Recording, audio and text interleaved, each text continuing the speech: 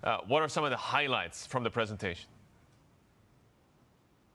Well, obviously, the bulk of this is going to be about anti-epidemic efforts and all necessary resources, according to Paul Chan, the financial secretary in Hong Kong, will be deployed to combat this latest wave, which is seeing, again, another 6,000 daily new infections, 9,000 additional preliminary positive numbers, and, of course, an economy that is going to likely be severely hit in this calendar first quarter. He gave a figure for 2021 GDP growth of 6.4%, which was in line with expectations and was coming off a low base, and actually says 2022 growth could be between 2 to upwards of 3.5% growth. That contrasts with what many economists say, including Fitch, which downgraded recently down to about 1.6% growth, one of the lowest of its main economies it tracks, because of the zero COVID policies, essentially, closing Hong Kong off to the broader world right now as it battles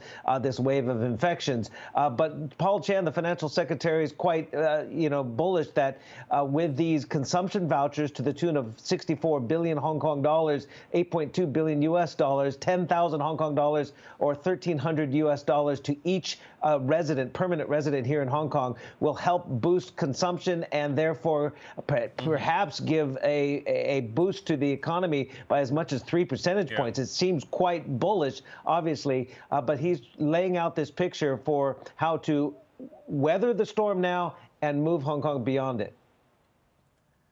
What about plans for mass testing and talk of a potential China-style lockdown? Yeah, so Carrie Lam, the chief executive, last night outlined the plans for mass testing of every citizen. And of course, because under zero COVID policy, anyone who tests positive would have to go into isolation. Well, there are just simply no facilities right now built to house all the potential cases, where a Hong Kong University study recently says daily new cases by March could reach 183,000. So it's already overwhelming the healthcare system here. Now, earlier today, I spoke exclusively with a Hong Kong lawmaker and also deputy to China's National People's Congress. He's a businessman, Michael Teen.